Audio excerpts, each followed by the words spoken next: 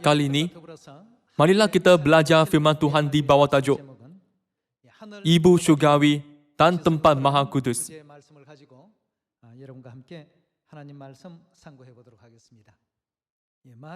Tertulis di dalam buku Matius bab 13 bahawa Tuhan mengatakan segala-galanya melalui perumpamaan, bukan? Dia berkata bahawa akan mengucapkan hal yang tersembunyi sejak dunia dijadikan melalui perumpamaan. Melalui buku Matius bab 13 ayat 35, kita dapat memahami bahawa Tuhan juga menyatakan kehendaknya yang tersembunyi di tempat kudus dan tempat maha kudus dalam hukum perjanjian lama, serta menyempurnakan kehendak hebatnya. Sememangnya, ada banyak perumpamaan di dalam Alkitab. Ibadat perjanjian lama dan perjanjian baru adalah sangat penting. Tuhan berkata, sembahlah Tuhan dalam roh dan dalam kebenaran. Teras ibadat di perjanjian lama ialah kemah Tuhan. Tanpa kemah Tuhan, tiada perayaan dapat disambut. Tanpa kemah Tuhan, tiada pengorbanan dapat dibaktikan kepada Tuhan. Kalau begitu, apakah yang tersembunyi dalam kemah Tuhan? Apakah kehendak Dia dan rahsia yang tersembunyi dalamnya? Mulai sekarang, marilah kita mencari jawapannya. Ini ialah model kemah Tuhan perjanjian lama. Di depan, ada mazbah korban bakaran. Anda boleh melihat api naik. Di belakang, ada tempat kudus yang kelihatan seperti kemah. Di antara tempat kudus dan mazbah, ada bejana tembaga. Kalau begitu, apakah realiti tempat kudus perjanjian lama? Marilah mencari jawapannya di dalam Alkitab.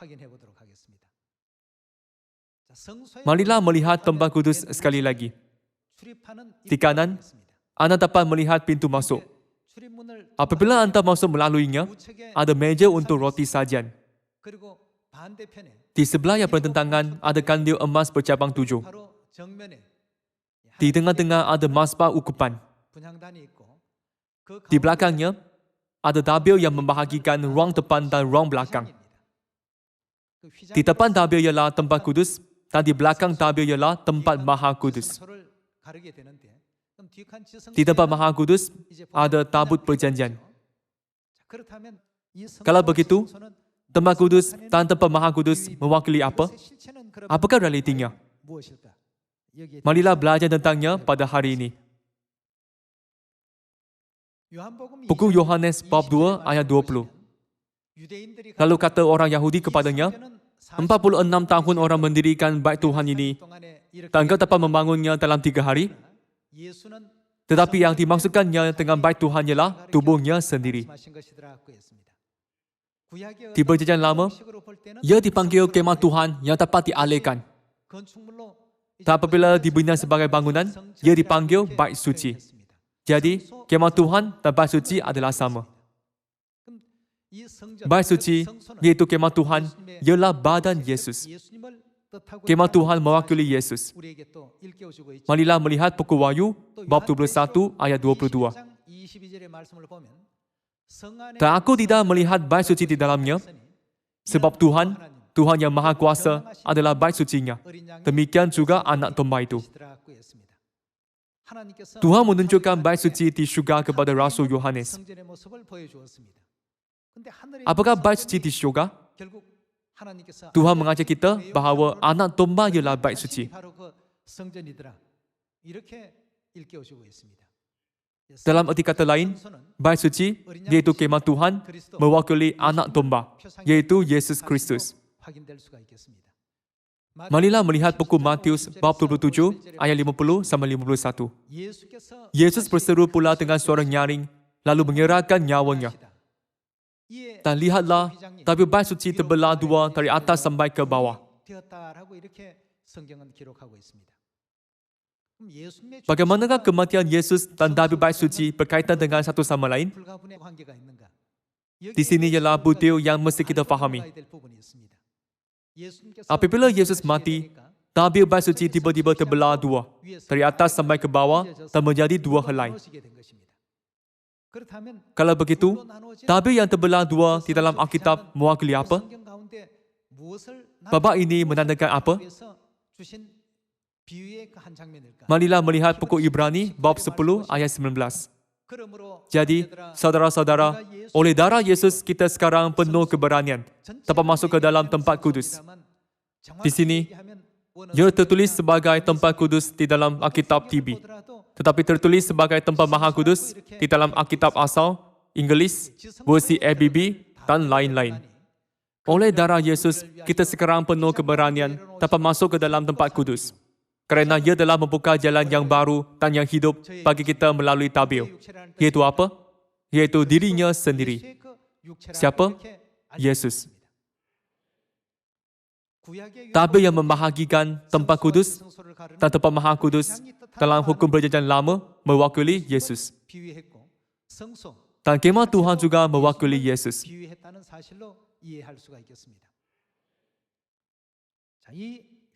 Ada lebih banyak perkara yang perlu kita fahami tentang tabir dan kemah Tuhan. Buku Ibrani bab 6 ayat 19. Pengharapan itu adalah sau yang kuat tak aman bagi jiwa kita. Apakah yang berada di belakang tabir? Tempat maha kudus. Yang telah dilabuhkan sampai ke belakang tabir, di mana Yesus telah masuk sebagai perintis bagi kita. Yesus telah masuk sebagai perintis bagi kita. Maksudnya, kita mengikut dia. Betul? Jika tiada orang yang mengikut dia, apakah Alkitab berkata bahawa dia telah masuk sebagai perintis bagi kita?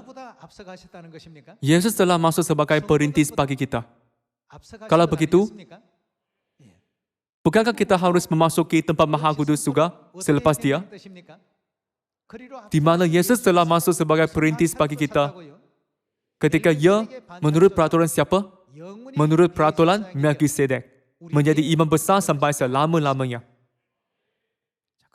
Siapakah yang mengikut peraturan Melkisedek pada masa sekarang? Bukankah kita? Kalau begitu, ke mana kita harus masuki juga? Kita juga mesti memasuki tempat maha kudus. Apabila anda melihat struktur tempat kudus, ia diperbuat daripada tempat kudus dan tempat maha kudus. Kalau begitu, apakah struktur yang dimiliki oleh tempat maha kudus? Marilah melihat bagaimanakah ia kelihatan. Buku 1 Raja-Raja, bab 6 ayat 14. Setelah Salomo selesai mendirikan rumah itu, ia melapisi dinding rumah itu dari dalam dengan papan kayu aras. Dari lantai sampai ke balok langit-langit dilapisinya dengan kayu aras. Tetapi lantai rumah itu dilapisinya dengan papan kayu sanoba. Kemudian disekatnya lah 20 hasta bahagian belakang rumah itu dengan papan kayu aras. Dari lantai sampai ke balok-balok, lalu dibuatnya lah ruang itu menjadi ruang belakang, menjadi tempat maha kudus. Dan 40 hasta panjangnya, ruang yang di depan ruang belakang itu, yakni ruang besar. Kayu aras sebelah dalam rumah itu berukirkan buah labu dan bunga mengembang. Semuanya ditutupi kayu aras. Tidak ada batu kelihatan. Demikianlah dilengkapinya ruang belakang, iaitu tempat maha kudus, di dalam rumah itu. Di sebelah dalam sekali, supaya di sana ditaruh tabut perjanjian Tuhan. Ruang belakang, iaitu tempat maha kudus, itu 20 hasta panjangnya, dan berapakah lebar dan tingginya? 20 hasta lebarnya, dan 20 hasta tingginya. Bapa Salomo, iaitu Daud meninggalkan wasiatnya. Juga, Tuhan berkata kepada Daud, Salomo, anakmu, dialah yang akan mendirikan rumahku dan pelataranku. Jadi mengikut wasiat ini, Salomo melengkapkan bait suci. Apabila bait suci ditubuhkan, bahagian depan bait suci ialah tempat kudus dan bahagian belakang ialah tempat maha kudus. Di dalam buku 1 Raja-Raja bab 6, tempat kudus dipanggil sebagai ruang besar atau ruang depan. Dan tempat maha kudus dipanggil ruang belakang. Ruang dalam 20 hasta panjang, 20 hasta lebar, dan 20 hasta tinggi. Saiz dan struktur tempat maha kudus digambarkan di dalam buku 1 Raja-Raja bab 6 ayat 14-20. Berapa panjangkah tempat Maha Kudus? 20 hasta. Berapa lebarnya? 20 hasta. Berapa tingginya? 20 hasta. Panjang, lebar, dan tinggi adalah 20 hasta. Inilah struktur tempat Maha Kudus. Panjang, lebar, dan tinggi tempat Maha Kudus adalah sama. Buku Ibrani bab 10 ayat 1. Di dalam hukum Taurat hanya terdapat apa? Hanya terdapat bayangan saja dari keselamatan yang akan datang dan bukan hakikat dari keselamatan itu sendiri. Dalam arti kata lain, tempat kudus dan tempat Maha Kudus yang wujud di hukum perjanjian lama juga ialah gambaran dan bayangan kepada realiti yang akan datang. Tadi, kita membaca ayat tentang kemah Tuhan dan tabirnya dan memastikan bahawa semua ini mewakili Yesus. Tetapi, tempat Maha Kudus adalah berbeza. Buku Ibrani bab 9 ayat 7. Tetapi ke dalam kemah yang kedua, hanya siapa? Hanya imam besar saja. Yang apa? Masuk sekali setahun. Tak harus dengan darah yang ia persembahkan kerana dirinya sendiri dan kerana pelanggaran-pelanggaran yang dibuat oleh umatnya dengan tidak sadar. Tempat Maha Kudus bukan tempat yang sesiapa sahaja boleh masuk pada bila-bila masa. Sama seperti yang kita lihat dalam gambar, imam-imam boleh masuk ke ruang depan, iaitu tempat kudus pada bila-bila masa. Pada hari Sabat, mereka menukar roti sajian. Dan banyak perkara dilakukan di kemah Tuhan sepanjang masa. Tetapi tempat Maha Kudus ialah tempat yang sangat istimewa. Sekali setahun, hanya imam besar yang boleh memasuki tempat Maha Kudus. Bilakah dia boleh masuk? Pada hari pengampunan dosa. Tak harus dengan apa pada hari pengampunan dosa? Harus dengan darah. Dia harus memasuki ruang belakang dengan darah. Dan darah ini adalah untuk dirinya dan untuk dosa yang orang lakukan. Dalam arti kata lain, pada hari imam besar memasuki tempat Maha Kudus, barulah dosa diampunkan sepenuhnya. Di sini, kita perlu mengetahui bagaimanakah proses dosa kita diampunkan. Andaikan seseorang melakukan dosa pada hari biasa, apabila dia berdosa, dia mesti menerima upahnya. Namun, Tuhan membuat hukum sebagai gambaran dan bayangan dan menunjukkan kepada kita bagaimanakah dosa kita dipindahkan. Jika seseorang berdosa, dia membawa domba atau kambing kepada imam dan mengakui dosanya serta memindahkan dosa kepada domba atau kambing. Dengan itu, dia bebas daripada dosa dan bebannya dipindahkan kepada domba atau kambing yang akan dikorbankan. Apabila faham tentang hukum dalam perjanjian lama ini, kita dapat memahami bagaimanakah dosa kita diampunkan. Buku Imamat bab 16 ayat 17 menjelaskan tentang ini. Buku Imamat bab 16 ayat 17. Seorang pun tidak boleh hadir di dalam kemah pertemuan bila Harun masuk untuk mengadakan pendamaian di tempat kudus sampai ia keluar. Setelah mengadakan pendamaian baginya sendiri, bagi keluarganya dan bagi seluruh jemaah orang Israel. Hanya imam besar boleh memasuki tempat Maha Kudus sebanyak sekali setahun dan kemudian dosa diampunkan sepenuhnya. Tanpa dia memasuki tempat Maha Kudus, dosa tidak akan dapat dihapuskan sepenuhnya. Sebelum dia memasukinya, dosa kekal di dalam tempat kudus. Kemudian, pada hari imam besar memasuki tempat Maha Kudus, kepada siapakah Tuhan memindahkan semua dosa? Kepada kambing jantan bagi Azazel. Kambing jantan bagi Azazel mewakili syaitan. Tuhan memindahkan semua dosa kepada syaitan. Imam besar meletakkan kedua-dua tangan di atas kepala kambing jantan bagi Azazel agar semua dosa dapat kembali kepada syaitan, iaitu asal usul dosa. Kemudian, kambing jantan bagi Azazel dilepaskan ke padang gurun dan mati selepas merayau-rayau. Dengan ini, dosa diampunkan sepenuhnya. Ini ialah peraturan di hukum perjanjian lama. Jadi, tanpa hari pengampunan dosa, apabila imam besar memasuki tempat Maha Kudus sekali setahun, dosa umat Israel tidak dapat diampunkan sepenuhnya. Kalau begitu, di dalam buku Ibrani bab 6, siapakah yang memasuki ruang di belakang tabir menurut peraturan Melkisedek? Kristus memasuki tempat Maha Kudus di belakang tabir sebagai perintis bagi kita. Bagaimana pula dengan kita yang mengikut dia? Jika kita tidak memasuki tempat Maha Kudus, dapatkah kita mendapat pengampunan dosa yang lengkap? Tidak. Tuhan mengoyakkan tabir supaya kita dapat memasuki tempat Maha Kudus dan menerima pengampunan dosa yang sempurna. Tuhan membuka jalan. Orang yang tidak memasuki tempat Maha Kudus. Apakah yang berlaku kepada orang yang tidak mempunyai iman dalam realiti tempat Maha Kudus? Apakah dia menerima pengampunan dosa selengkapnya? Dia sama sekali tidak akan dapat menerima pengampunan dosa. Kalau begitu, tempat Maha Kudus melambangkan siapa? Siapakah realiti tempat Maha Kudus? Kita mesti faham tentang ini. Ruang yang lebih besar ialah tempat kudus. Di belakang, ruang berbentuk cube ialah tempat Maha Kudus. Ciri-ciri tempat Maha Kudus ialah mempunyai panjang, lebar dan tinggi yang sama.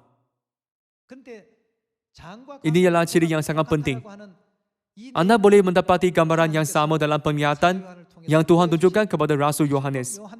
Marilah pergi ke buku Wahyu bab 21. Buku Wahyu bab 21 ayat 10.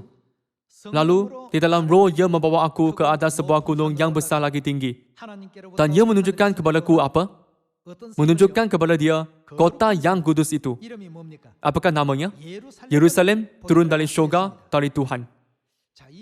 Bagaimanakah kota kudus Yerusalem kelihatan? Apakah struktur yang dimilikinya? Ayat 14. Dan tembok kota itu mempunyai 12 batu dasar dan di atasnya tertulis ke-12 nama ke-12 rasul anak domba itu. Dan ia yang berkata-kata dengan aku mempunyai suatu tongkat pengukur dari emas untuk mengukur kota itu, serta pintu-pintu gerbangnya dan temboknya. Kota itu bentuknya 4 persegi, panjangnya sama dengan lebarnya. Dan ia mengukur kota itu dengan tongkat itu 12,000 stadia. Panjangnya dan lebarnya dan tingginya apa? Sama.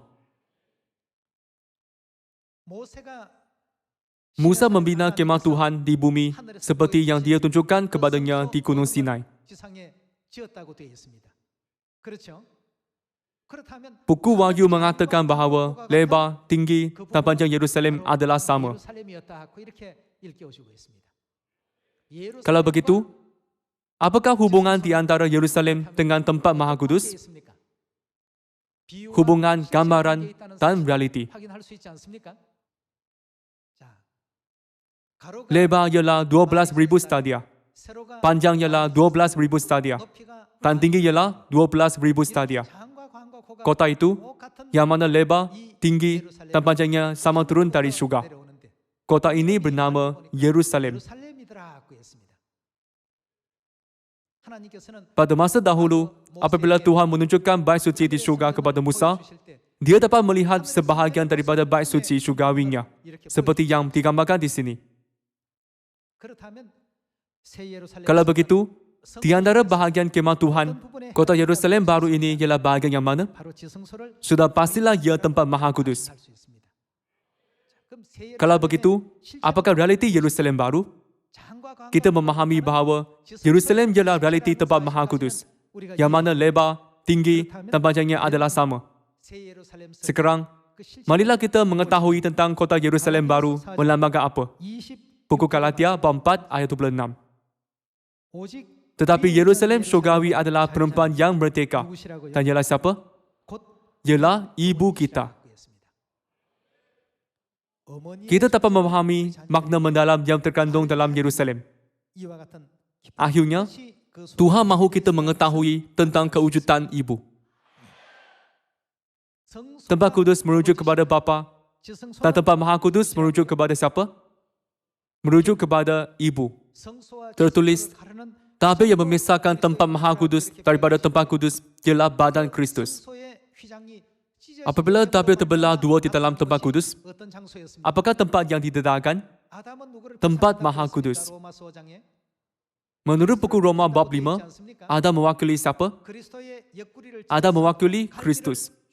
Rusuh Yesus ditikam dan tulangnya dikeluarkan. Dengan ini, siapakah yang muncul? Hawa yang muncul.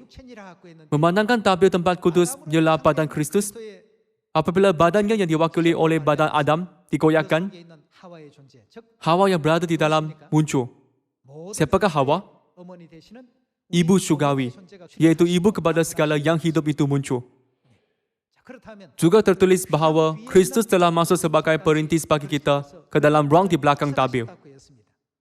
Memandangkan dia telah masuk sebagai perintis, kita juga mesti memasuki tempat Maha Kudus.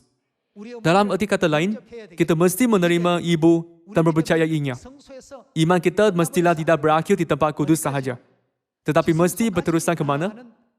Iman kita mesti berterusan ke tempat Maha Kudus. Apabila kita berbuat demikian, semua dosa yang kita lakukan di syurga dapat diampunkan sepenuhnya. Kita dapat menerima pengampunan dosa dengan sempurna. Sebab itulah kita mesti mempunyai bapa dan juga ibu kita. Dalam dunia keagamaan di mana Tuhan Ibu tidak wujud, pengantara yang dapat memindahkan dosa kepada syaitan dipisahkan daripada kita. Imam besar mesti memasuki tempat Maha Kudus agar semua dosa kita dapat diampunkan sepenuhnya. Jika kita tidak pergi ke dalam tempat Maha Kudus, jika kita tidak menerima ibu syurgawi, tidak ada pengampunan dosa yang sempurna. Sebab itulah, hari pengampunan dosa diperlukan. Tak ada upacara hukum perjanjian lama yang memenangkan kita memasuki tempat Maha Kudus. Tuhan menubuhkan kebenaran yang mendalam ini dalam sistem hukum. Bukankah ini menakjubkan? Siapakah Yerusalem yang mempunyai lebar, tinggi dan panjang yang sama? Buku Galatia 4 ayat 26 mengatakan bahawa Yerusalem syurgawi yang mempunyai panjang, lebar dan tinggi yang sama adalah merdeka. Dan dia ialah siapa? Dia ialah ibu kita. Ya, dia ialah ibu kita. Kita benar-benar gembira. Kita diampunkan bukan hanya dengan perkataan, kamu diampunkan, kamu menerima pengampunan dosa, tetapi juga dengan bukti kukuh. Lebih-lebih lagi, ini bukan pengampunan dosa yang sementara, tetapi pengampunan sempurna. Betapa menakjubkan. Untuk memberitahukan ini, Tuhan memerintahkan untuk membina sesuatu yang merupakan gambaran tentang perkara syurgawi di bumi ini. Selama kira-kira 1,500 tahun pada masa perjanjian lama, melalui tempat kudus dan tempat Maha Kudus yang dibina di bumi. Serta kira-kira 2,000 tahun dari masa Yesus sampai sekarang pada masa perjanjian baru. Tuhan mengajarkan manusia tentang hal ini. Walaupun begitu, adakah orang mengenali Tuhan Ibu? Adakah mereka mengetahui tentang tempat Maha Kudus? Tempat kudus dan tempat Maha Kudus. Dapat mengetahui mengapakah hukum-hukum seperti itu diperlukan kalau upacara perjanjian lama? Tak apakah maksudnya? Orang hanya mengatakan pengampunan dosa secara kabur. Jalan untuk menerima pengampunan dosa tidak kabur. Kalau begitu, apakah peranan tempat Maha Kudus dalam hukum? Marilah kita fikirkannya sekali lagi. Pada hari biasa, dosa orang dipindahkan ke tempat kudus buat sementara, sehingga hari pengampunan dosa. Dan pengampunan dosa yang sempurna dilakukan pada hari pengampunan dosa, apabila imam besar memasuki tempat Maha Kudus. Kalau begitu, hanya kerana itu adalah hari pengampunan dosa, apakah dosa diampunkan? Tidak. Pada hari pengampunan dosa, ada upacara yang tertentu. Ada tata cara dan upacara tertentu untuk memasuki tempat Maha Kudus. Sebab itulah, Yesus memasuki ruang di belakang tabir menurut peraturan Melkisedek. Maksudnya, aku masuk ke dalam ruang belakang sebagai perintis sebagai kamu. Kamu juga ikutlah aku ke tempat itu. Buku Ibrani bab 6 menekankan bukti itu. Mengapakah hukum perjanjian lama yang sudah berlalu disebut sekali lagi pada masa perjanjian baru? Kebenaran yang bapa dan ibu berikan kepada kita benar-benar menakjubkan, bermisteri serta berharga. Walaupun tinggal dalam kebenaran yang menakjubkan ini, jika kita tidak bersyukur dan bergembira, tetapi hilang keyakinan dalam pengharapan syurga atau bergoyang seperti bulu, ini ialah dosa besar di depan Tuhan. Tuhan telah memberikan kita bukti yang jelas dan pasti ini. Melalui semua proses ini, kita mesti mempercayai Ibu Syurgawi, yaitu realiti tempat Maha Kudus. Melainkan kita mempunyai iman dalam Ibu Syurgawi, kita tidak boleh berkata, saya menerima pengampunan dosa sepenuhnya. Saya dapat masuk ke kerajaan syurga. Jika kita berkata seperti ini, itu hanyalah keyakinan yang sia-sia dan kata-kata yang kabur. Tanpa Ibu Syurgawi, kita tidak boleh mendapat pengampunan dosa. Kita tidak akan dihubungkan dengan pengampunan dosa. Jadi, untuk menerima pengampunan dosa yang sempurna, kita mesti mempercayai Ibu Syurgawi, yaitu realiti tempat Maha Kudus. Hanya selepas itu, kita dapat memasuki pengampunan dosa yang sempurna. Inilah ajaran Bapa Syurgawi. Marilah melihat buku Ibrani, bab 6, ayat 19. Pengharapan itu adalah saur yang kuat dan aman bagi jiwa kita, yang telah dilabuhkan sampai ke belakang tabir.